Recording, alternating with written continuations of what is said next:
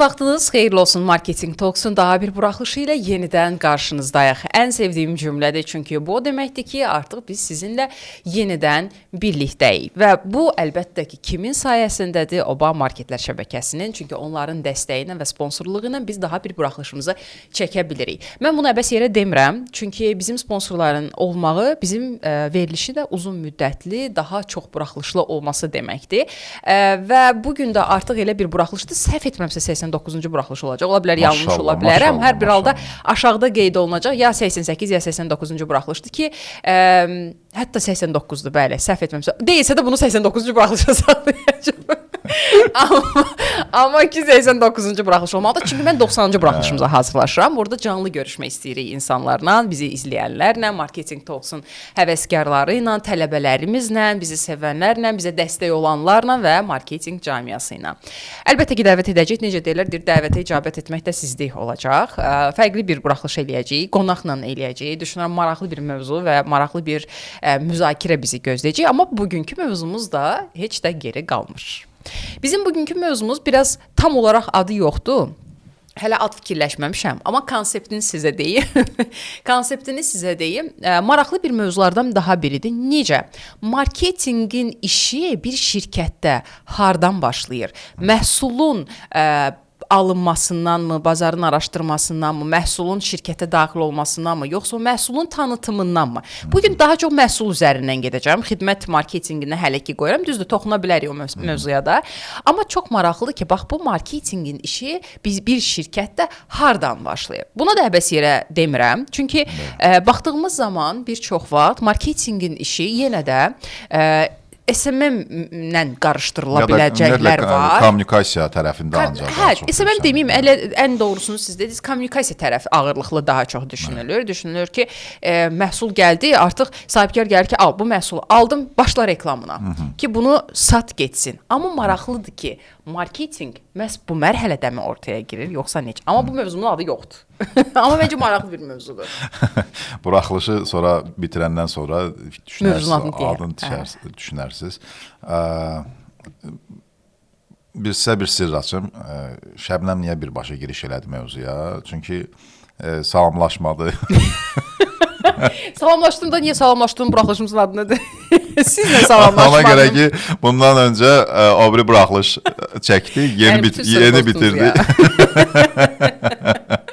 Heç 5 dəqiqə deyil də, yəni. Həmən xoşum gəldi xəbərçilikdə.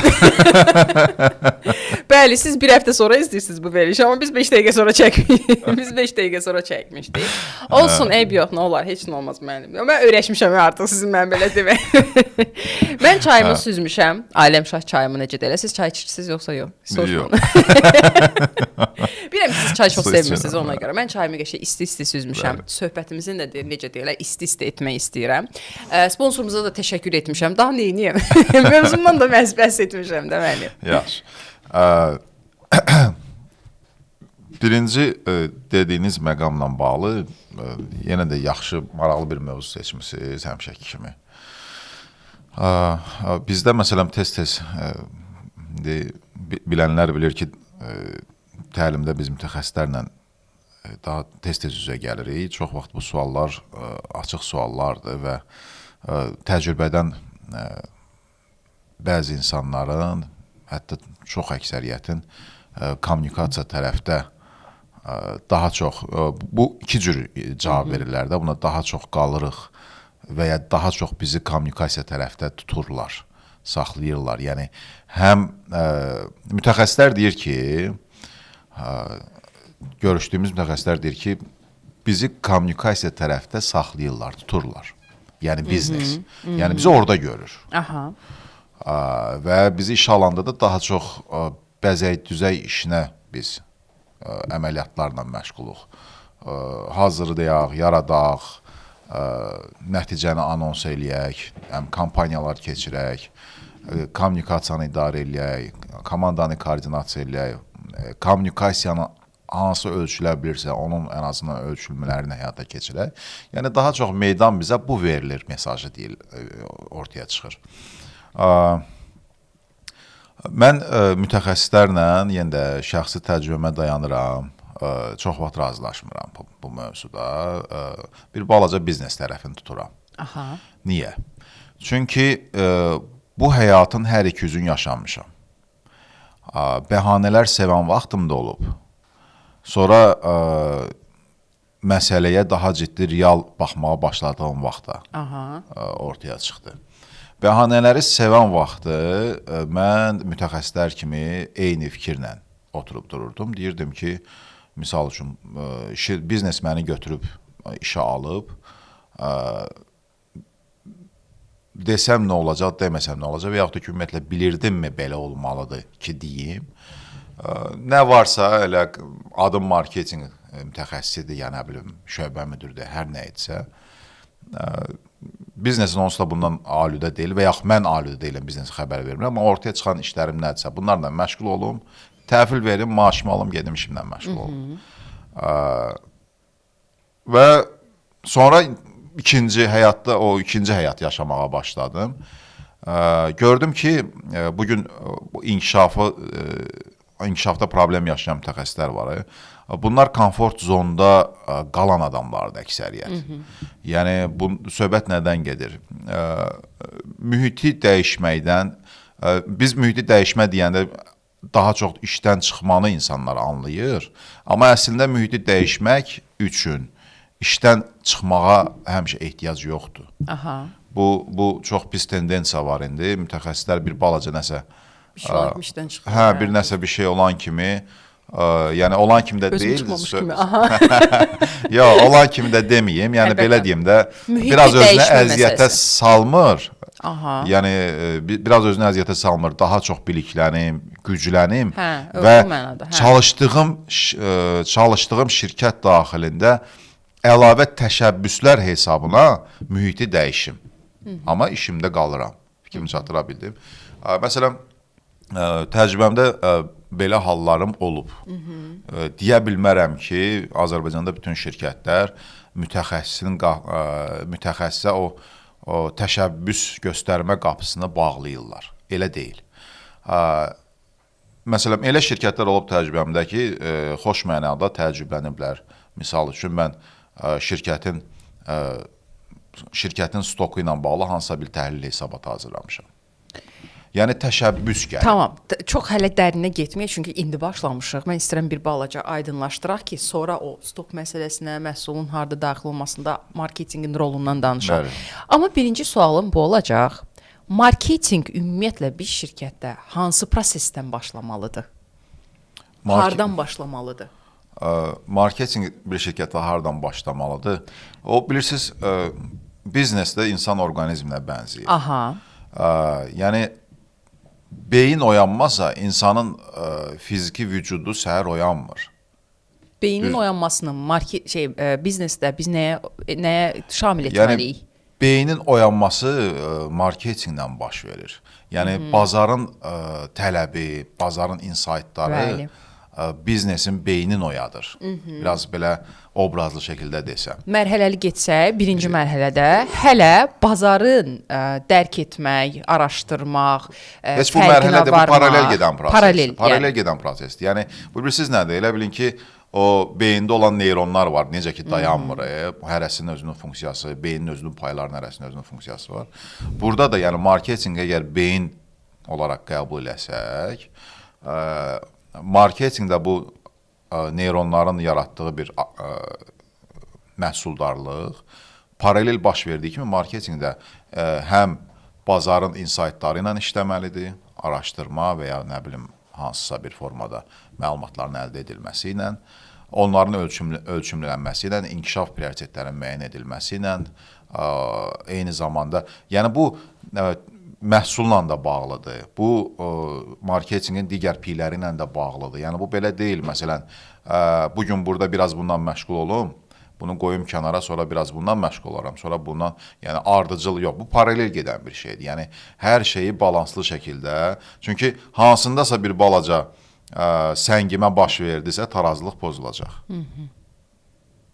Bilmirəm, izah edə Yox, bilmirsiniz. izah elədiniz. Sadəcə olaraq mən yenə də fikirləşirdim ki, yəni biraz daha sadələşdirməyin yolunu axtarırdım ki, bunu necə izah eləyək ki, bir biznesin mövcudluğu, yəni artıq biznes var. Bəli. Təkcə hələ məhsul üzərindən getmirəm də. Siz Nəyisə nümunə üzərində izah edin. nümunə eləyək ki, Yəni nümunə daha üzərində rahat izah eləyək. mənimsənəsin deyə düşünürəm. Klassik bir, daha çox da bizim bazara xas bir case, şərti case. Bir də necə ola bilərdi? Aha. İki paralel gətirəcəm, iki nümunə üzərinə gedək. Deyək ki, bizim bazara xas klassik case nədir? Bayaq qeyd elədiyiniz kimi, məhsul var, rəfdədir, reklam elə. Bəli. Sadə dildə Bəli. desək. Burada nə baş verir? Burada marketoloq fakt qarşısında qalır. Və marketoloqun daha çox vəzifəsi stok əritmə olur. Kimi çatdıra bildim. Yəni stok əritmə tək o mənada istəmirəm anlaşılsın ki, yəni məhsul satılmır, əridilməsi lazımdır, yox. Yox, sadəcə məhsulun satışına bəli, yəni dəstək stokun olmalıdır. stoka Bəli. gətirib çıxartsın. Yəni çıxsın mal şeydən. Biznesdən çıxsın mal. Malın çıxışına daha çox odaqlanmış olur. Yəni burada onun vəzifəsi malın çıxışını təmin eləmək olur. Bu daha düzgün ifadə Tamam. oldu. Hə. Amma ikinci nümunə dediyim paraleldə isə marketoloqun vəzifəsi biznesi inkişaf elətdirmək üçün doğru ehtiyacları, insightları kəşf edib, doğru məhsul, doğru həcmdə təmin eləmək üçün dəstək olması lazımdır. Çünki bilirsiniz, söhbət nədən gedir? Marketinq məsələyə baş tərəfdən, yəni son ayaqdan qoşulanda, Bəli. marketinqin məhsulun çıxışına çalışmaqdan başqa şansı, yəni bir şans buraxmırıq ona. Aha. Amma marketoloq həm də bazarın insightlarını, bazarın araşdırmasını və yaxud da ki, oradan gələn məlumatlar əsasında məhsul konfigurasiyası mı deyim, bəzən biz deyirik ki, biz istehsalçı deyilik, bir çox halda elə deyirik ki, istehsalçı deyilik, biz başa düşürük, amma istehsalçı olmasam belə, ixalçı olsam belə, ən azından məhsul seçmək özü də bir hünər tələb eləyir.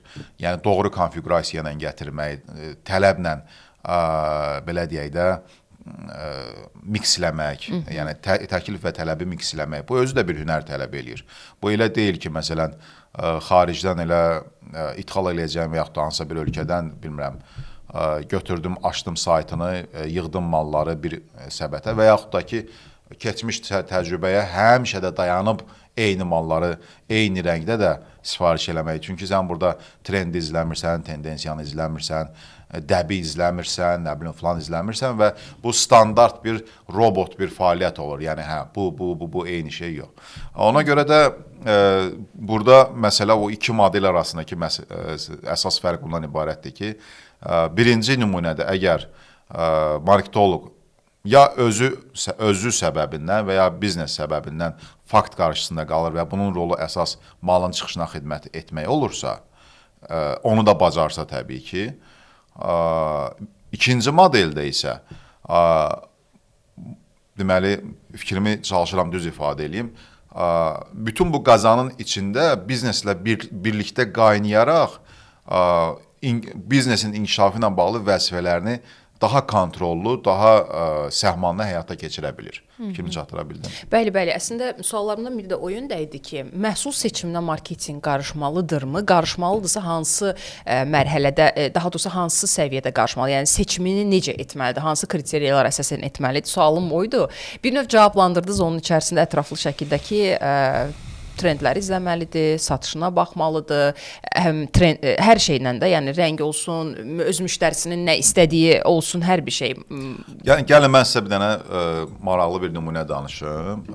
Əslində o nümunənin içində siz də varsınız, sadəcə danışıram. Aha. Amma izləyicilərin də məlumatı olsun. Mən də maşallah olmadığım yer yoxdur. Aha. Bu yaxınlarda bir müddət öncə belə bir məqam var idi. Biznes bu formada düşünür ki, reklam eləyirəm, nəticə məni qane eləmir. Aha. Biz həmişə gəlib bilirsiniz də o şeydən tapılır. Yəni. Ki, mən reklam edirəm, amma nəsə işimə yaramır da, bu alındıra bilmirəm. Bir dəfə xoş xəbərlə gəlmədi heç kim istəməsin. Hə. Biz də həkimik də müəllim, necə deyərlər? Ona görə də həmişə elə gəlir. Vallahi. Nəsə seçdiyimiz iş belədir. Hə. Şikayətlənmirəm amma xoşuma gəlir əslində. Gəldi ki, problem reklamdır yenə də. Və bilmirəm bu SMM-çilər nə eləmişsiniz cəmaata? Hə, amma da gəlir günah SMM-də axtarır, qəribədir. Onların tərəfini tutacaq cümlə deyəcəm, amma indi yox. Buyurun. Heç nə, girdi, müəyyən qədər xahiş elədi ki, məlumatlara girişimizi təmin eləsinlər. Yəni, heç olmasa bir baş sındıra görə nə var, nə yox. Çox maraqlı və açığı gözləmirdim. Çünki o tərəfi düşünülürdü ki, idarə olunan bir tərəfdir, o işin o tərəfi. Amma çox qəribə bir təəccüb yaşadım orada ki, yəni bu qədər müddət ərzində mal alışını bu qədər hafifə almaq nə qədər mümkün imiş. Yəni, söhbət nədən gedir? Yaxşı bir mesaj deyəcəm, bəlkə də bunu sonra sitat kimi yazmaq istəyərdim.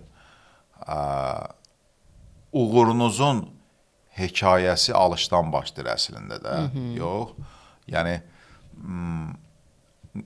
sonra bu sitatı düşünəcəm, çox maraqlı bir dənə fikir gəlib. Xoşum gəlir arada sitat paylaşmaqdan.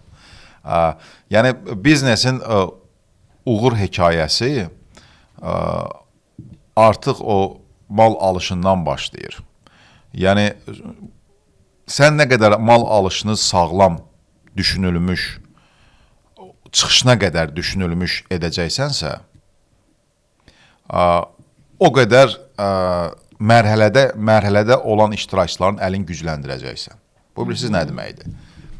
Qayıdıram bayaq dediyim bir case pneumonia. Yəni, düşünün ki, məhsul alırsınız. Amma bu məhsul nə qədər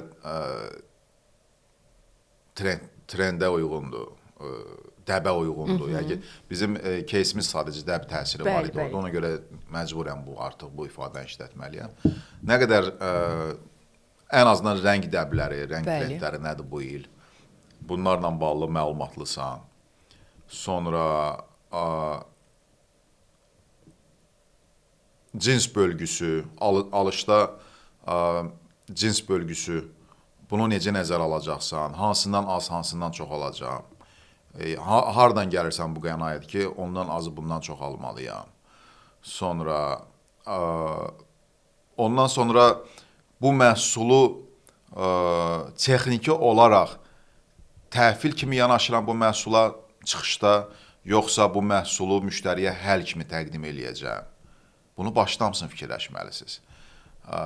Bilirsiniz, söhbət nədən gedir? Biri var ki, gətirmişəm, çıxardıram özümdən. Bu da var, gəl götür. Biri də var ki, müştəri niyə deyirik həmişə problemə həll axtarır?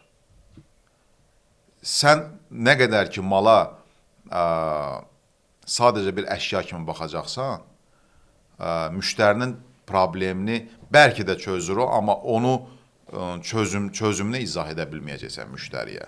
Fikrimi çatdıra bildim. Bəli. Və yaxud da ki, yəni biz başda nə baş verəcək malın çıxışında? Bəli. Artıq malın alışında onunla bağlı məsuliyyət daşıyırıq. Amma realda olan mənzərənin hətta merchandising tərəfinə də gətirəm məsələn ki, bəli. Yəni sən bir də görürsən ki, məsələn seçdim malı, hə gəldi çıxdı mağazadır mı deyim, nə bilim showroomdur deyim, nə bilim. Gəlib bu məkana çıxır. İndi fərqli ölçülərdədir, fərqli spesifikasiyalardadır, fərqli dərdin dərmanı olur məhsul çeşidləri, assortiment və s. Və sən gəlirsən, yenə də merchandisingdə özünü fakt qarşısında qoyursan. İndi hər şey artıq həll olunub, alınıb da, falan edilib də. İndi merchandisingdə oturub fikirləşsən ki, bunu mən necə yerləşdirəcəm?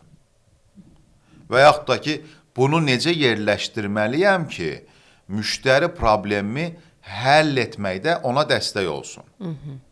Çünki düzülüş öz müştərinin həll yolunda istiqamətləndirməlidir. Fikrimi çatdıra bildim. Bəli. Yəni, o həllə gedib çıxmaq üçün sənin mağaza daxili düzülüşün də ona dəstək olmalıdır.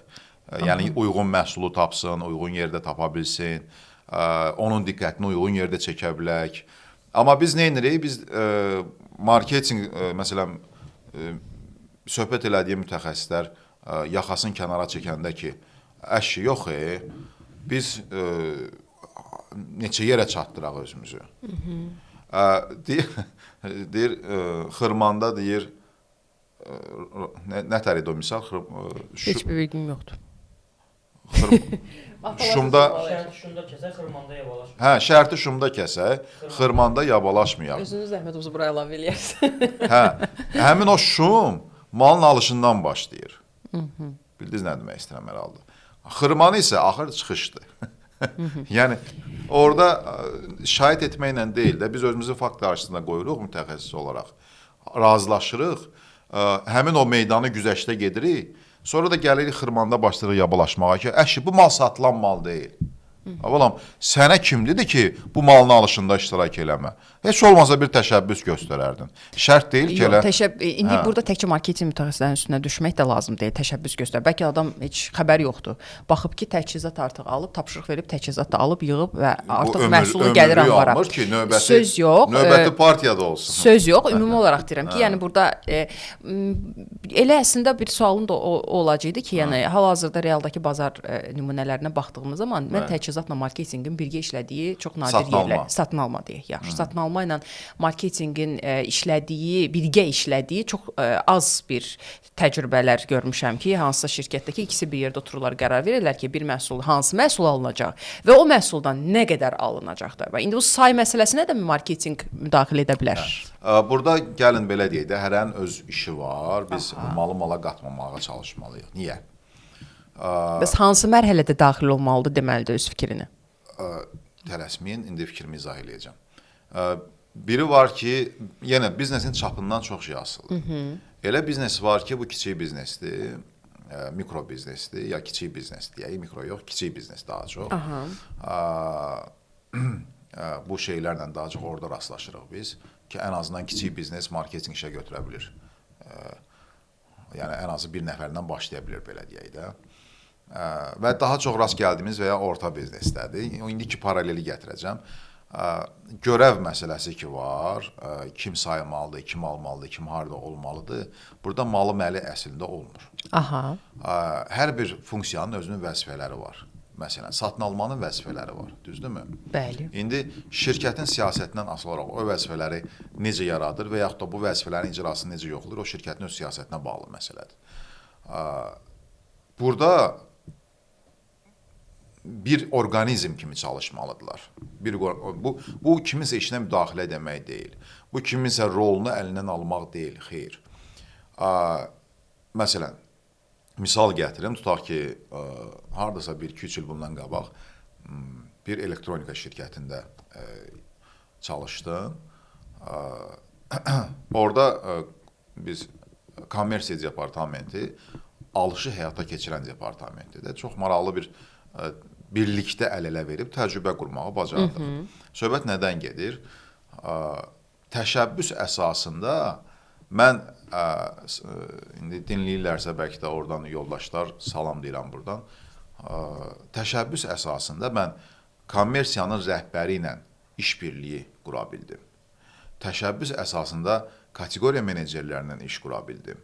Fikrimi çatdıra bildim. Yəni, adekvat insanlar görəndə ki, sən bunların işi üçün maraqlı insightlar verirsən, rəqəmlərlə sübut edirsən, bunu əsaslandırırsan, sən gəlməsən belə növbəti dəfə, növbəti sifarişdə özləri çağırır səni.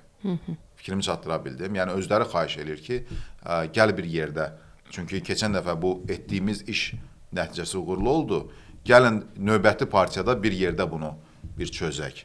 Yəni, bu qarşılıqlı əməkdaşlıq hansısa bir tərəfdə bir təşəbbüs yanmalıdır, o da olmalıdır. Olmayandan sonra hərə öz adasında fəaliyyətini davam etdirəcək. Kimi çatdıra bildim. Niyə bu təşəbbüs hardan yaranır? Niyə marketinq tərəfindən bu təşəbbüs ortaya çıxır? Çünki marketinqin əsas ümdə olan vəzifəsi şirkətin mənfəətli böyüməsini təmin etməkdir. Və bu təmin etmənin qarşısında, arxasında dayana bilmirsə marketinq, ki təbii ki, burada marketinq daha maraqlı tərəf kimi çıxış eləyə bilir və ümumiyyətlə bütün bu prosesin içində iştirak etməyi də qeyri-mümkün olur. Yəni mən məsələn biz həmin кейsdə belə deyək də konkret hədəfimiz, ay-bay hədəfləri ki izləyirik, nə xərclədik, nə aldıq, nə tər elədik, necə elədik, nə işə yaradı, nə işə yaramadı, fərqli formada hesabatlar tuturuq. Hətta belə gətirdiyimiz malın hansısa mağazada tutduğu sahəni haqq edir, etmirə qədər analizlər aparırdıq. Bildiniz nə demək istəyirəm hər halda? Ki o analizlərin adı var təbii ki, sadəcə beyin qarışdırmamaq üçün buradan təhlillərin adlarını, metodologiyalar səsləndirmirəm. Yəni dolayısıyla bu mal, bu çeşid, bu kateqoriya daha doğrusu hansısa mağazada niyə bu sahəni tutmalıdır sualına da məntiqlə cavab axtarmaq lazımdır. Bəs belə bir sual versəm ki, düzdür, biraz mövzudan kənar kimi görsənə bilər, amma əslində mövzumuza da aidiyyatı var. Yanaşmanız maraqlı olacaq ki, marketinqdə necə deyim, məhsulun dəyəri hansı mərhələdə göstərir? Kontentin yaradılmasında, qablaşdırmasında, mövqeləndirməsində bu məhsulun dəyərini necə yaradır marketinq? Məhsulun dəyərini necə yaradır marketinq? Yəni niyə görə bu sualı verirəm? Fikir versə dedim ya orada, yəni qablaşdırmasından tutmuş, yoxsa kontentin hər səviyyəsi, yoxsa bunu mövqeləndirməsində insanlara. Niyə sualı verirsiniz? Hə, yəni bu seçimdə harda dəyəri yaradır marketinq mütəxəssisi? Yəni heç mütəxəssis yoxdur, marketinqin özü, bu məhsulda dəyəri. Məhsulda dəyərin formalaşması. Əgər siz idxalçısınızsa, yəni istehsalçı deyilsinizsə, o məhsulun dəyər nisbətini, bax, indi o başda olmağın yenə də rolu çox önəmlidir. O məhsulun dəyər nisbətini, dəyər hekayəsini anlayaraq, mən belə deyərdim də, marketoloq ümumiyyətlə o dəyəri isbatlaya bilməsi üçün, həm məhsulun şirkətdən əvvəlki həyatını, həm şirkətdəki şirkət daxilində olandakı həyatını və həm də şirkətdən sonra çıxan həyatını içində olmalıdır. Yəni bütün mərhələlərində. Bütün mərhələlərdə olmalı. Çünki bu şirkətə gələnə qədər, əgər qərar verilibsə ki, budur və sən bunu, niyə deyirlər ki, marketoloq məhsulu çox yaxşı tanımalıdır? Aha. Yəni bu əbəs yerə deyil. Düzdür, indi elə şirkətlər var ki, orada saysız hesabsız məhsul çeşidi var. Yəni nə bilim 100 min, 200 min məhsul çeşidi var. O marketoloq gedib o 100 minlik məhsulun bir hamısının mahiyyətini, nə bilim keyfiyyətini falan, təbii ki, bu mümkün, qeyri-mümkündür. Biz bilirsiniz bəzən nəyi qarışdırırıq? Biz onu qarışdırırıq ki, biz mağaza şəbəkəsi ilə götürürük nümunəni. Harada ki, orada ümdə olan məsələ daha çox xidmətdir. Ki, hansı ki, məsələn, bugün retaildə olanda bu mağaza şəbəkəsi daha çox self-service üzərində fokuslu qurulurlar. Bəzən alınır, bəzən alınmır, amma dəyər olaraq mövqeləndirmədə bəzən daha çox xidmətə fokuslanırlar ki, xidmətlə mövqelənək. Çünki fərqlənəcək başqa bir şey yoxdur da ona görə. Bu biri tərəfdə məsələn onlara mal tədarükçüləri var. Onların bəlli kateqoriyada, bəlli assortimentdə, çeşiddə məhsulları var. Və bu məhsulları hər kateqoriya meneceri bir növ hər kateqoriya meneceri çaşdırdım mən ayıqsam. Qorxdum, elə bildim deyirsən dur çıx çölə.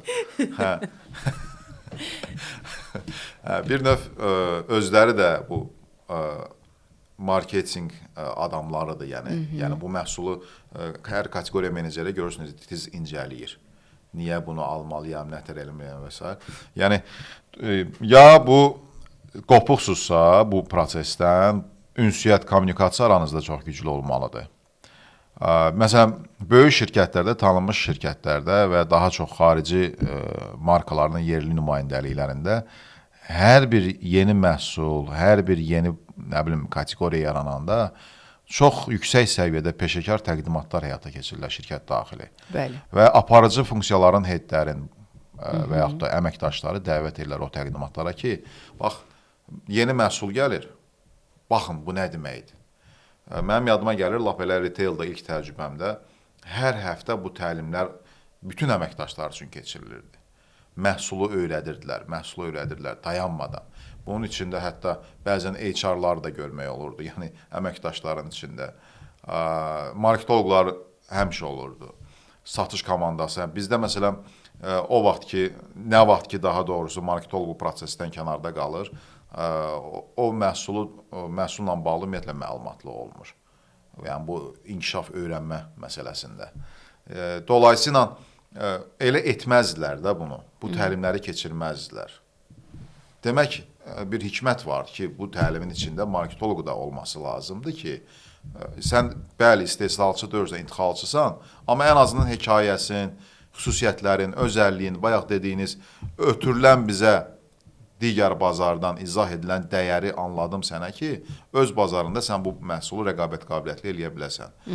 Və rəqabət qabiliyyətli edə bilməsi üçün də şirkətə giriş hekayəsindən sonra şirkət daxilində yaşam hekayəsini və şirkətdən çıxan hekayəsini də qurmağı bacarmalısan.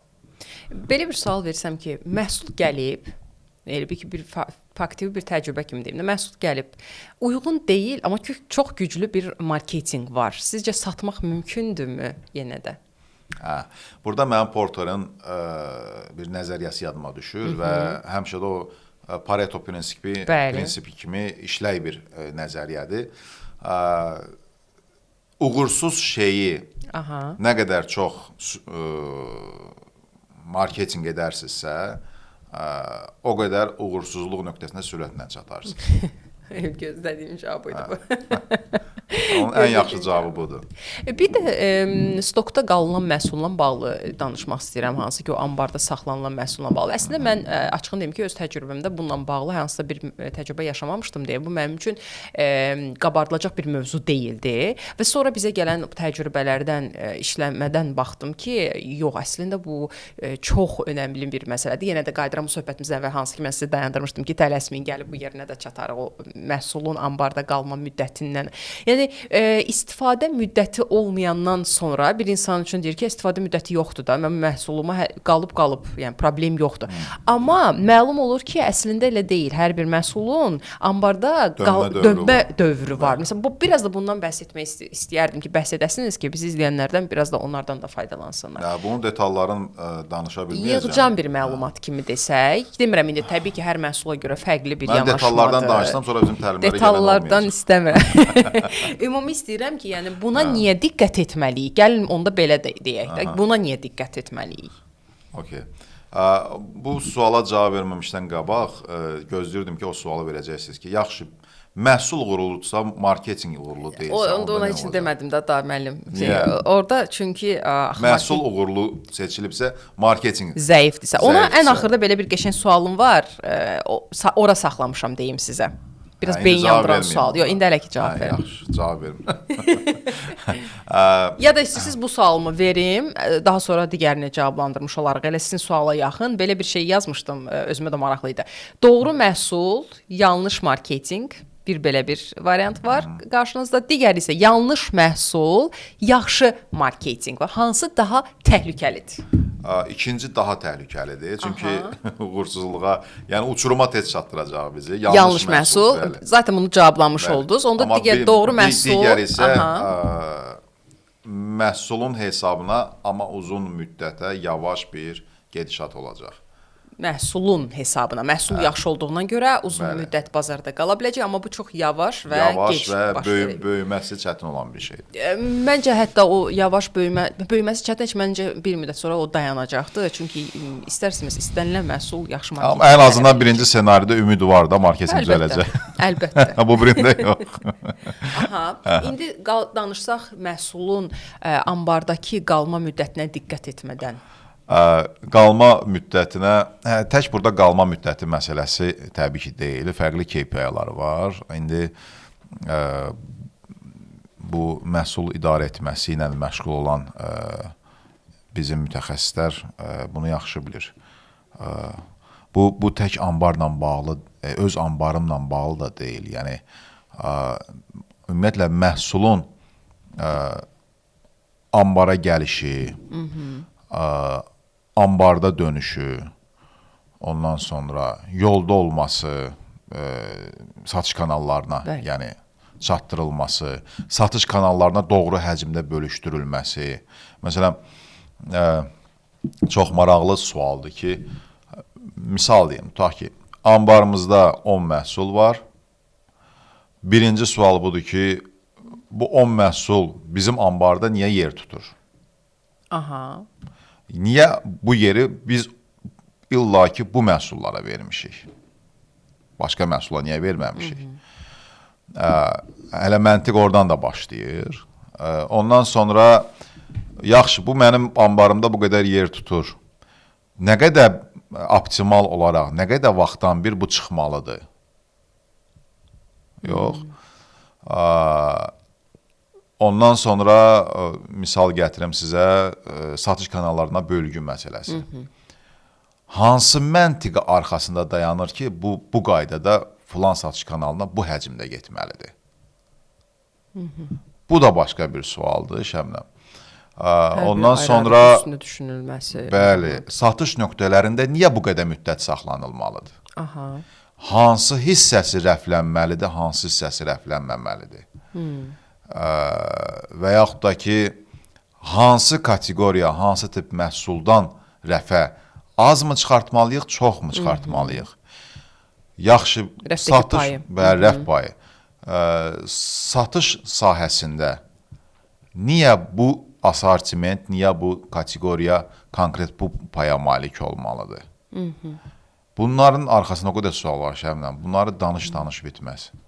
Yəni, dolayısıyla bu döngə ki deyirsiniz, bu döngə, yəni deyirəm, orqanizmdir. Yəni, hardasa bu döngə pozuldusa, anti-KPI-lar çıxacaq ortalığa. Bu zəncirin içərisində marketinq bütün mərhələlərdə var. Hə, əlbəttə ki. Çünki hansısa mərhələdə olmasa, sonra yenə də onun başı ağrıyacaq. Ondan sonra hər mərhələdə olaram da. Nə edirəm, sonunda başım ağrıdır. Qəşəng. Məncə burada söhbətimizi bitirə bilərik. Vaxtımızı da artıq necə deyirlər, yekunlaşdırdı. Çox maraqlı bir mövzu oldu. Mənim üçün də maraqlı insightlar oldu. Hətta məncə mən bunun montaj hissəsinə baxanda bir də özümdə qeydlər aparıb, hətta bunun içərisindən belə fərqli mövzular çıxarıb müzakirə edə bilərik. Çox maraqlıdır. Kimsə də dəvət edə bilərik bu mövzu ilə bağlı. Çünki mən açığını deyim, öz təcrübəmdə mən görməmişəm ki, bu qədər detallı işləyən bir marketinq mütəxəssisi var. Əlbəttə yoxdur demirəm, amma şahidi hələ ki olmamışam ki, əslində bu qədər detallı izlənilə bilsin. Detallı bir şey demədim açığı. Yox, sizdən deməyinizi demədim. Mövcud necə olmalıdır proses? Mən məntiqi sorğuladım belə. Hə, yəni indi o məntiqi siz sorğulamısınız, demək ki, kimsə də sorğulayıbsa və buna hansısa bir yanaşma varsa ki, bu maraqlıdır. Varsa da elə marketinq mütəxəssisləri yaza bilər bizə, müraciət edə bilər. Mənim özümə də maraqlıdır, onun şəxsi təcrübəsi ilə də yaxından tanış ola bilərik. Belə, çox sağ olun müəllim, təşəkkür edirəm. Maraqlı bir mövzu oldu. Bu mövzuya mən daha çox qulaq asım və araşdırma yönündə yanaşdım. Hətta düşünürəm, yenə də dediyim kimi, özüm üçün fərqli qeydləri hal-hazırda aparamadım, amma avantajlıyam ki, tezdən montajda bir də baxacam və siz də izləyib, yenidən qeydlərinizi aparıb, bizimlə şərhlərinizi bölüşə bilərsiniz. Oba Marketlər şəbəkəsinə təşəkkür edirəm. Bu buraxılışı da ərsəyə gətirdik onların sayəsində. Bizi təmin elədikləri Aləmşah çayına görə və hər gün sularına görə təşəkkür edirəm. Su elədi ki, onsuz da üzü yaya gedirik. Mütəmadi olaraq hər gün adı üstündə hər gün su qəbul edilməlidir. Çaydakı heç nə mənim kimi sevənlər varsa, o 40 dərəcə isti də olsa, mənfi də olsa, şaxta da olsa həmişə çayını içəcəkdir. Artıq görüşə gələndə də ki, məsələn, kofe shopda görüş təyin edə bilmirəm müəllim. Deyir ki, siz çay içirsiniz desin. Deyirəm ki, okey də indi bugün kofe içəcəm. Bugün kofe içəcəm, heç nə olmaz.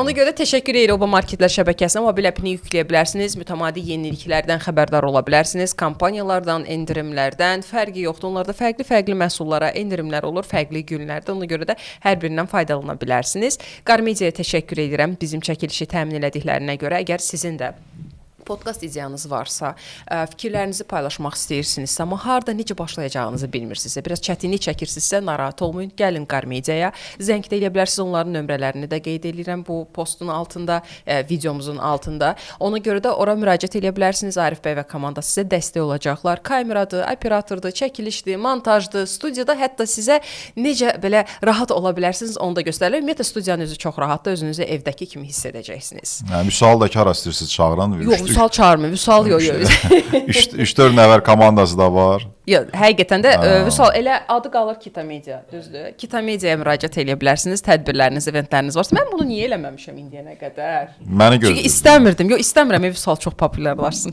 Vüsal bizə qalsın da, çox populyarlaşmasın. Amma sözün əsl mənasında əgər eventiniz varsa, tədbiriniz varsa, siz də sosial medianıza fərqli reelslər, nə bilim videolar çəkmək istəyirsinizsə, Vüsal tam təchizatlıdır. Montaj eləyir. Özündən reelsmaker də gətirir. Özündən hətta o reelsdə danışan şəxsləri belə gətirir. Montajını da eləyir. Az qalır ta paylaşsın. Yəni bir dənə paylaşıb şərh yazmağı qalır ki, onu da az qalır ki, onu da eləsin. Bayaq öncəki mövzuda danışdığımız o orkestrdə tək dirijordur. Yəni hər şeydə. Yox, tək deyil məncə, komandası var. Komandası var amma. Komandası var. Hətta Vüsalın komandası var. Hətta Vüsalın da var. Bir dənə marketinq tosta özümüz. O kontrabasda olan bizim müəllim. Bizi izlədiyinizə görə təşəkkür edirik. Mövzu təklifiniz varsa, qonaq təklifiniz varsa yaza bilərsiniz. Bu mövzu ilə bağlı da şərhinizi yaza bilərsiniz. Biz növbəti buraxılışı, əgər bu gün 89-cu buraxılışdırsa, səhv etmirəmsə, növbəti buraxılışı artıq biz canlı eləyəcəyik və bununla da bağlı elan verəcəyik. Ona görə də elan verəcəyik deyəndə, hətta artıq bəlkə də bu veriliş gedəndə o veriliş biz yayımlamış, yəni çəkmiş də ola bilər. İndi bu bilmirəm də gedişat artıq zaman onu göstərmiş olacaq, amma hər bir halda canlı olaraq 90-cı buraxılışı ərsəyə gətirməyə niyyətlənirik. 89 səhv sayır. Bunu 89 olaraq yayımlayacağam. Sağ olun. Sağ olun.